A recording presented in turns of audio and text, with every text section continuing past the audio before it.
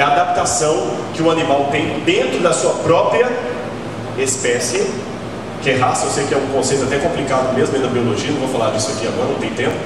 Que um urso polar, por exemplo, tem aquele pelo ali para se confundir com a neve e afastar-se do predador. Isso é a microevolução, é os tentilhões lá de Galápagos.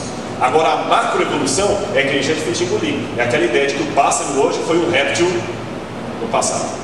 Eu já vi aquela transformação do Gugu lá, que realmente algumas transformações são radicais, né? Mas ainda acho que também aquilo não é macroevolução não, é microevolução, porque está dentro da mesma espécie. Tá bom? Entenderam então o que o Hugo de Vries fez? Ele falou do mutacionismo. Agora, depois dele vai vir Julian Huxley, que é neto do outro Huxley também, que era um defensor terrível do evolucionismo. E o Julian Huxley vai propor o neodarwinismo, justamente naquele período em que a ciência estava sendo desacreditada. Como é que é o otimismo em relação à ciência? Qual o nome técnico que se dá? Positivismo. Quem que é o pai do positivismo? Augusto Comte, com M, né? Ele é o pai do positivismo. Quando o positivismo estava caindo e o pessoal no ciclo de Viena estava fazendo o neopositivismo, o darwinismo também começou a cair. Aí Huxley propôs o neodarwinismo, que era uma síntese de Hugo de Vries, Darwin e outros elementos a mais. Agora, voltando para Darwin, como é que surgiu a ideia do macaco aí da evolução? Na origem das espécies, Darwin não fala nada sobre a evolução humana. Ele só fala dos animais, mas do ser humano, nada. O livro que Darwin vai falar do ser humano foi produzido depois que ele viu uma exposição aqui desse...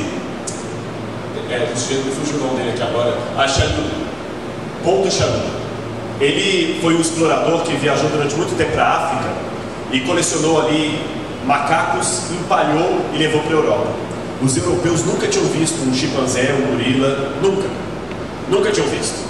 Então quando Paul de Chalut fez uma exposição lá, o pessoal ficou abismado em ver um chimpanzé, um gorila, e especialmente como é que o gorila tinha a mão parecida com a do ser humano. Aí Darwin ali teve um insight. Será que o ser humano e esse aí não são parentes da evolução? Então aqui está a exposição que Chalut mostrou lá. Estão vendo aqui o macaco? Pelo menos a sombra dele dá para ver, está assim, ó. E Darwin escreve então o livro The Descent of Man, a origem do homem, onde ele fala do homem como sendo parente aí dos símios. Nessa mesma época em que Darwin escreveu o livro, pouco tempo depois, foi encontrado numa pedreira lá em Düsseldorf, na Alemanha, perto do Vale de Neander, um crânio que eles falaram: olha, Neander, esse aqui é o elo perdido entre o homem e os símios. Tá bom? Darwin, eu tenho uma ideia mais à frente, que Darwin acreditava que tinha um macaco ancestral, um símio ancestral, que deu origem aos homens hoje e aos macacos que temos hoje. Mas cadê o elo entre eles? Então encontraram em Düsseldorf, na Alemanha, esse crânio fossilizado. Como foi perto do Vale de Neander, o pessoal resolveu batizar de o homem de Neandertal. E falaram que está o elo perdido. Ele foi considerado aquele que era a ligação entre o homem e os animais. Agora, quem foram os Neandertais? Desculpa aqui, isso aqui eu não consegui ainda, não tive tempo de traduzir ainda.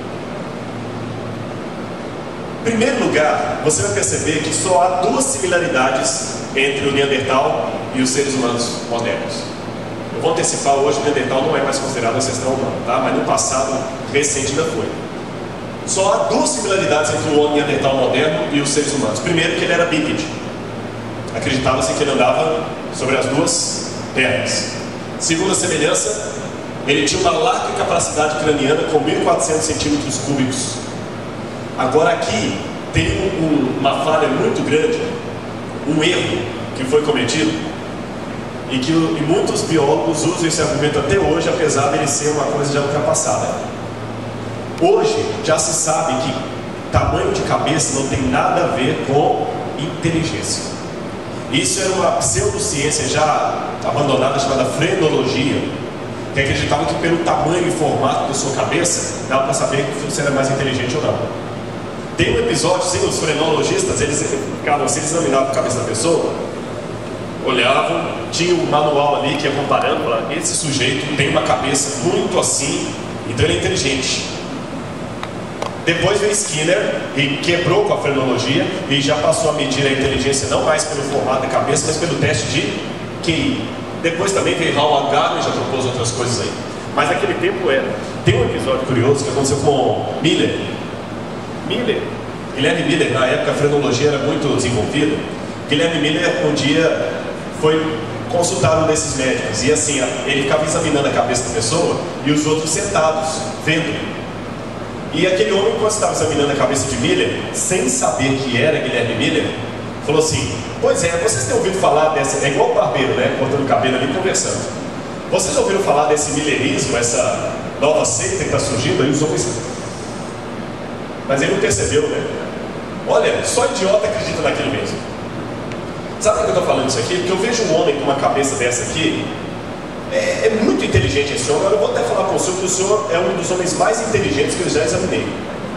Eu tenho certeza que um homem como o senhor jamais acreditaria nas loucuras desse tal de Miller. Olha, parabéns, o senhor é um homem inteligente. O senhor não acredita nesse negócio de Miller aí. Qual é o seu nome para eu poder colocar ali na lista? Ele do Guilherme Miller. Aquele cara ficou sem graça, né? Hoje, já se sabe que não tem nada a ver tamanho de cabeça com inteligência. Mas você vê de vez em quando no Discovery Channel, no History Channel, nesses canais, ou mesmo na National Geographic, o pessoal falando: esse aqui é um ser inteligente pelo formato do crânio dele. Ora, hoje já se sabe, veja bem, ele tinha 1.400 centímetros cúbicos de cabeça, então pensavam que era inteligente. Mas hoje já se sabe que a capacidade craniana dos humanos modernos varia de 1.000 a 1.200 centímetros cúbicos. A média vem sendo em torno de 1.350 centímetros cúbicos. Como se pode ver hoje entre os humanos modernos, não existe correlação entre o tamanho do cérebro e a inteligência. Existem pessoas inteligentíssimas com cérebros de 1.000 centímetros cúbicos e débeis mentais com cérebros de 2.000 centímetros cúbicos. Então não tem nada a ver. Agora, como se não bastasse, as diferenças entre o Neandertal e o homem moderno são muito maiores do que as similaridades. Olha aqui. Primeiro, aqui está o homem de Neandertal e o homem moderno. Primeira diferença: o formato do crânio.